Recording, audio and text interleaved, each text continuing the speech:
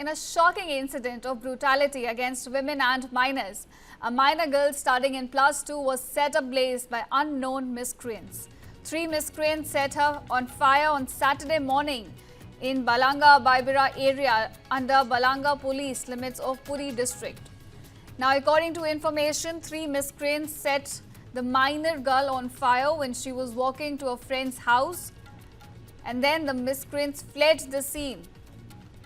Now, the locals doused the fire and the girl was rushed to a medical in Bhubaneswar. The Balanga police reached the spot and they started an investigation into the matter.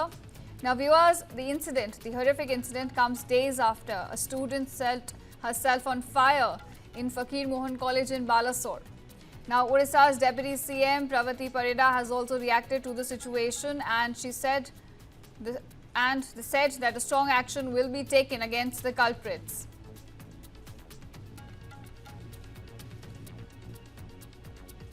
Now, my colleague Subrat Das is joining me on this story. Subrat, ये एक और incident है जो light आ रहा है अब, एक minor girl थी जिसे लोगों ने जला दिया। आप प्लीज हमें बताएं और क्या इंफॉर्मेशन आप गैदर कर रहे हैं अपनी सोर्सेज से।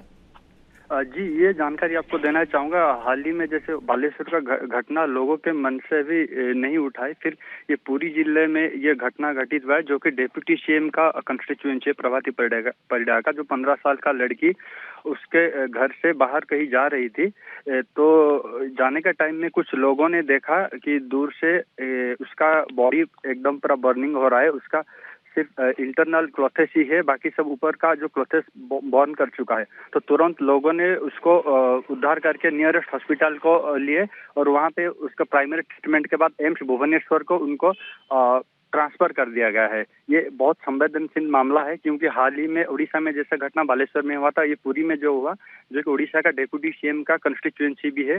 और प्रभाती परिडा ने हाल ही में ट्वीट करके आदेश भी दे दिया है कि सरकार इसका सब जो ट्रीटमेंट का खर्च वो वहन करेगी और दोषी के विरुद्ध कड़ा कार्यानुष्ठान होगा, और पुलिस को इन्वेस्टिगेशन के लिए भी ऑर्डर भी इशू कर दिए हैं। अभी इस समय जो विक्टिम है, जो हॉस्पिटल में है, उसकी क्या हालत है?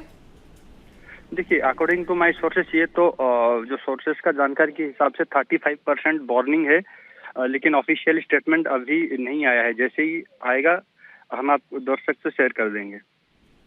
All right. और जो 3 लोग इन्वॉल्व हैं इस केस में, उनके बारे में क्या हमें कोई जानकारी मिल पाई है? ये इंसिडेंट क्यों हुआ? नहीं, अभी तो इसका जानकारी कुछ नहीं मिला है, क्योंकि ऑफिशियल स्टेटमेंट पुलिस का भी नहीं आया है। कहां तक इन्वेस्टिगेशन चलेगा, प्राइमरी स्टेटमेंट क्या देंगे, वो अभी तक कुछ अपडेट नहीं आया है, क्योंकि पुलिस अभी सर्चिंग में है। राइट। और जैसा कि आपने कहा कि इंसिडेंट बालासोर इंसिडेंट के बाद आ रहा है, और तो आपको क्या लगता है ये लॉ एंड ऑर्डर सिचुएशन जो इस समय उड़ीसा में है, उसके बारे में क्या दर्शाता है? देखिए, लोगों तो सवाल पूछना स्वाभाविक है। एक के बाद एक घटना घटित होना, ये लॉ एंड ऑर्डर के ऊपर एक क्वेश्चन मार्क खड़ा करता है। तो लोग तो इसको लेकर रोड के ऊपर आएंगे, सरकार को सवाल भी पूछेंगे, प्रशासन को भी सवाल पूछेंगे। ये जाहिर सी बात ये होगा ही होगा। तो देखना होगा आगे पुलिस का कार्यवाही कैसा होता है और अक्यूज्ड कैसे जल्द से जल्द पकड़ा जाता है, और इसका रीजन क्या है ये भी जानना इम्पोर्टेंट हो जाता है। All right. आपका धन्यवाद हमारे साथ जुड़ने के लिए और हमें ये सारी जानकारी देने के लिए।